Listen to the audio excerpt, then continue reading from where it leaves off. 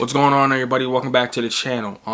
I just want to point something out real quick before we get started, just to illuminate everybody and show what's going on. So this offseason there has been 6 head coaching hires, and none of them have been black coaches, including offensive guru Eric Bieniemy, who's responsible for the monster that is Patrick Mahomes and the Kansas City Chiefs, that's setting the league on fire and has been for the past 2 years. This is troubling because over the past year, the league and Mr. Commissioner has been making a concerted effort to show equality and show that they care about us black people. But your actions has said otherwise as far as money and hiring wise. With that being said, NFL, you're in grave danger of the past year of work that you've done to show your inclusiveness. You're in danger of all that turning into performative bullshit. So you're basically one head coaching position away from looking horrible, and I could already make the case that you have. Just look at the Lions head coach. When you knock us down, we're going to get up, and on the way up, we're going to bite a kneecap off, all right? And we're going to stand up, and then it's going to take 2 more shots to knock us down. In what world are they winning more than 5 games? Let's talk about playoff football, though, guys. So, it's championship weekend. I've never understood why this is called championship weekend. I mean, I get it, because the next weekend is Super Bowl weekend. In football, we don't call it a championship, we call it the Super Bowl. I don't know why. It's the most American thing ever, though. So, it makes sense, I guess. It's championship weekend. It's shaping up to be a good one. First game to talk about, NFC East Championship. We have the Packers versus the Bucks. I would say like midway through the season, this is one of the more popular choices for this matchup. A lot of people like me were leaning more towards Bucks Seahawks, or Saints Seahawks, or Saints Green Bay, those combinations. But this was one of the more popular combinations that people were talking about as well. So it's no real surprise, especially the way these teams have been playing and the way they've been able to persevere, really. And one persevere, other straight dominate. Let's talk about the Packers first. So in the Packers game, one thing that really stuck out to me when they were playing against the Rams is that they can rush 4 with great success. One of the things that was ironic to me is that when the Packers were on defense, they looked more like the Rams than the Rams did. That's mainly because Aaron Donald was battling, a broken rib and some more stuff. I believe it was a broken rib. Can't remember. He was battling some ailments, and, for that, they weren't as good as they usually are. However, though, Green Bay was amazing. They were able to rush forward, great success. They were making... What's their quarterback name? They were making Jared Goff look very, very uncomfortable. You can tell. They were able to run well, though. I mean, Cam Akers had some yards, but I digress. The line looked great. More from the Packers. Aaron Rodgers is in the zone. Aaron Rodgers is the MVP, clearly. He's the MVP, no doubt.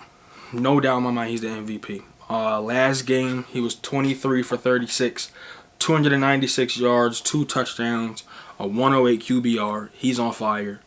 The Bucks have a hell of a task on their hands. They got to stop a hot Aaron Rodgers, a determined Aaron Rodgers. And Aaron Rodgers with a supportive defense and an offense that is clicking. They have no brand names on offense besides Adams and Jones, but they are humming. They're doing really good. Lazard led, I think that's his name. Yeah, he led them in receiving last game. They're playing amazing, and I really like what I'm seeing. Again, they can run the ball as well. The Bucks defense has come alive in the past few weeks. They've come alive. They picked off Breeze 3 times, which in past years that's never an easy task to pick off Breeze 3 times. Now in the past weeks it's been becoming increasingly easier. It's still a tall feat to accomplish, though. You got to be real good to pick off Drew Brees 3 times. He's Drew Brees for good reason. However, I don't see them having that much success against Aaron Rodgers though. Rodgers is still in his prime. He's playing amazingly. It's even more he's always been an up top player. He's even more cerebral now. They're gonna have to really make him uncomfortable, and even then, you can't really make him uncomfortable. I know.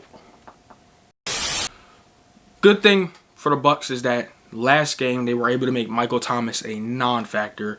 Now, a lot of people would argue that Adams is a lot better receiver than Thomas.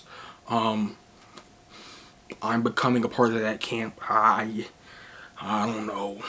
Thomas, I don't know. That was a bad game. I know you had surgery and everything. I know this season's been weird though, big bro. You know what I'm saying? Next season, you got to show something for real, big dog. They talking about you, big bro. That being said though, I don't know how much success the Bucs are gonna have against Adams. He's a monster. You know. He's a monster, and they don't exactly have a Jalen Ramsey over there to, you know, follow him and harass him like that. He might eat. Him and Rodgers might eat. That's going to cause some problems for the defense. And Tom Brady's going to have a Tom Brady performance. The offense, it was an ugly one. It was an ugly one. It wasn't pretty. But, you know, Tom is still showing that he can air the ball out. He can get it downfield. And as long as he's able to do that, they have a chance. You know, they have Michael Thomas. AB is questionable. That's something that we have to watch out for is the knee. I think his knee is ailing him right now. And, you know, he's day to day. We have to see how that fares. Even if he's able to suit up and get on the field, you still have to account for him. You have to pay him mind. So that's something to think about. Anytime you give Brady something to distract you with or bother you with, it's going to cause you some issues. That being said, though, I know Brady made me look stupid. You know, you never bet against the GOAT unless you're betting on another GOAT. So, therefore, I'm rolling with Green Bay. They're just too good in every facet of the game. The defense looks amazing. The offense is otherworldly. I don't see how the Bucs win this game. I see how they win this game, but they have to basically turn into a whole new team. They have to play better than they did last week, basically. They have to play better than they played this whole season, basically. They've beat Green Bay before. However, they're playing in the frozen tundra, and now Aaron Rodgers is red hot. I don't see them winning this game, I'll be honest with you. I could be wrong, though. You know, every time I bet against Brady, unless it's the Giants, I'm wrong. I'm wrong. Let's go over to the AFC. We got Bills Chiefs. Let's talk about the Chiefs first. There's a real chance KC could lose this game. The Browns showed that they're vulnerable. The Browns showed that they're beatable. If we're being 100% honest, the Browns should have won that game. And I said the Browns had a chance. You know, I did. I did tell y'all that. I did. It came down to a stupid rule that shouldn't be in the league. Two stupid rules, really. One, the fact that football is a very arrogant sport where officials can't be wrong for some reason and they can't review penalties. Don't know why. It's the most arrogant shit to me, but whatever. You know, arrogant people per usual. And also the fumbling out of the end zone. That's the dumbest rule ever. Why does a defense get the ball back on their 20? It's stupid. The offense who fumbled should clearly get the ball back on their 20. Yes, there should be penalty on fumbling out of the end zone. That is sacred land. It shouldn't be that drastic, though. That swayed the whole game. They would have went into half at a way better position, and Kansas City would have lost that game. Patrick went out. It was looking rough. They would have lost that game. Promise you they would have lost that game. But, however, the Chiefs are a well-coached team. Offense coached by Eric Bieniemy, who made a fourth down call, which was amazing. For all you who said that Andy Reid made the call, while even if he did make the call, Eric Bieniemy designed the play. So, I don't think any other... Never mind. We're not even going to get into that. That's the next video. I'm going to tear y'all ass up with that one. Ooh, we're going to have fun. Let's get back into it though. After that very scary hit on Patrick Mahomes, they're saying everything is fine. They said it was a spinal concussion. They don't know what they're talking about. Basically, what had happened when he got put in a sleeper hold, his legs went limp. That's why he went noodle like that. He's all good though. He's day to day. They said he was practicing on a helmet today. He's gonna play in that game 100%. Just thank God that he's all right and it wasn't a major hit. That was Mac Wilson, and if you know, you know. Mac Wilson could have killed Patrick Mahomes. He could have ended his season, maybe even his career with that hit. Patrick got spared on that play. And anybody who's saying that was a dirty hit, you're an idiot and don't know football. As for the Bills, they made me look dumb. They made me look dumb. The Bills are nice. The defense, that was a masterful defensive plan. Another black coordinator. They played well. They bottled Lamar as much as you could. That was mainly because, though, and this might be fool's gold, how good they looked. It was a great plan, regardless of what happened. However, the Ravens didn't exactly make it hard for them. I remember a few weeks ago when I said the Ravens needed Antonio Brown to beat the Chiefs. Well, yeah, they needed Antonio Brown to beat the Bills as well. They need an outside threat.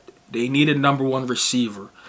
Marquise is, Hollywood, very good receiver. He's fast as hell. He's twitchy, but he's small. He's not a number one. They need a big body. The Ravens lost their game because they didn't bring AB in. I'm gonna put it on that. They lost the game because they couldn't bring AB in. I mean, the defense even left the door open.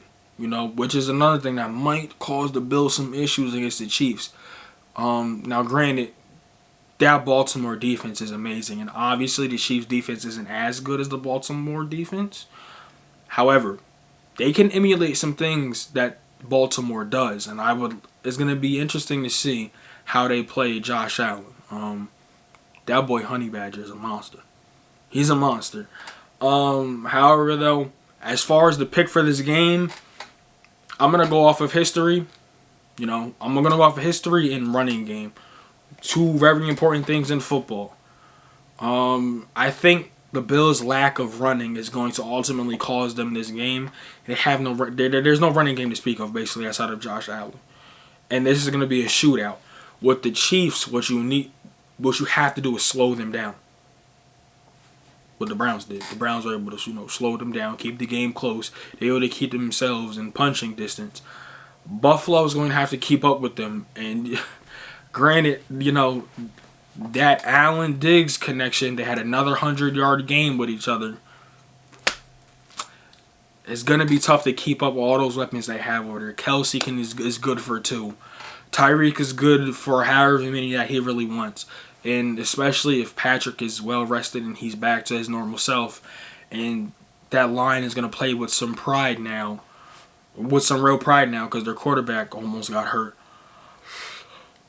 Buffalo is going to be tough to keep in on a track race with them. It really is because they're amazing, as everybody knows. That being said, that's my Super Bowl pick. I said it a few videos ago. I don't know which video I said it in. That a Green Bay Mahomes. Oh, we were supposed to get this last year. Yeah, a Green Bay KC championship would be amazing. And there we go. We're gonna get it. That being said, I'm not gonna do a Super Bowl. I might not do a Super Bowl prediction. These videos really haven't been doing well, so it's time to move on to something else. I'm gonna go back to more of the introspective videos where I speak on a subject more and dive into it. I'm gonna start doing series too. So stay tuned. Help your boy hit 100 subscribers. Like, comment, subscribe, share with somebody who likes football. Follow me on everything, Twitter. If you want to know my real opinion on a lot of stuff, go on Twitter, because my Twitter is gonna be the reason why I don't get a league job. I'll be wilding on there. That being said, thank you for watching. Thank you for subscribing. Thank you for the support. Hire black coaches. We're out.